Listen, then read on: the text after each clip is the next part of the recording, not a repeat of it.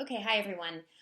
Today I wanted to talk a little bit about story beginnings. I realize all of you have started your stories, of course, and you've been looking at them and revising those beginnings and thinking about the elements that make up a story. But as you're doing that now, and as you're expanding your stories, I want you to think back to the beginning again, to come back to it, to revise it with keeping in mind where you're going with your story. So, as you think about the ending of your story, and I realize we're not going to, for the purposes of our class, we're not going to be ending our stories, but I do want you to think, where is the story going? I think it would be helpful to sketch out for yourselves, if you haven't already, an outline of where the story will be ending, where you envision the story going, because that will inform how you revise the beginning. Okay, so thinking about your ending is going to help you think, what is important, what do I need to front load, and what is the imbalanced situation in my beginning. So every story begins with a bit of imbalance, all right? So in other words, we should feel that things are not exactly where they should be, right? Because otherwise, why do we read on? Okay, if it's just a nice sunny day and nothing is happening, you might want to start your story a little bit later on in that day when things pick up, just at the pickup of them.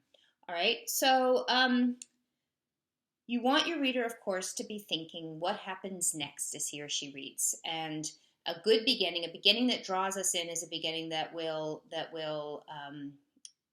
evoke that question in our minds. All right, so that is fundamental to a good story beginning. You can begin with action. That's always a way to get us sort of in medias res, in the middle of things. Or you could even begin with inaction, with exposition, with giving us more sort of a setting, a grounding in who your characters are and where they are in the story. So it's fine to begin either way, but what is required is that we feel that there is this unsettling, that there are questions, a dramatic question that, particularly in a short story, should be one dramatic question that is going to be answered by the end of the short story. Okay, so that the reader, that is what's setting the reader up. It's creating what we like to call the contract with the reader, so that when the reader comes to the end of your story, that contract has been fulfilled. In other words, the dramatic question that you're raising at the beginning of the story and that you're following through on throughout the story is at some level answered by the end, addressed by the end of the story.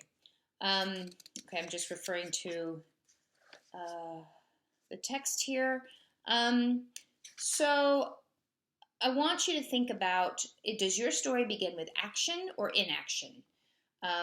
Does your story begin in the middle of things? Do we feel like we're pulled immediately into the story instead of building up to it? And again, in your initial drafts, as I think I've mentioned many times before, you are going to, you're just going to be, you're going to be going through some explanation for yourselves. You're going to be creating scaffolding that then you need to take down in order to get to what the story really is. So do not be surprised if you have to knock out the first 3 paragraphs of your story, even the first 3 pages of your story.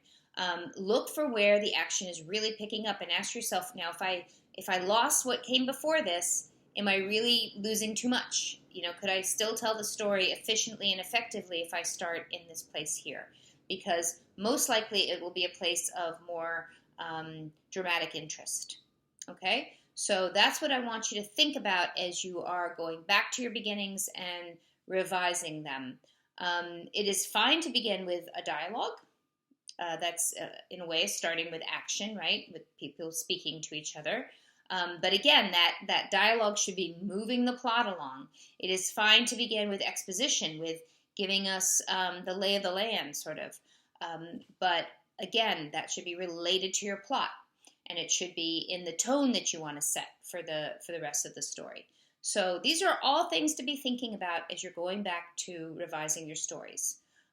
And if you have any questions at all about this or about anything else, as always, feel free to email me and I will be glad to explain further.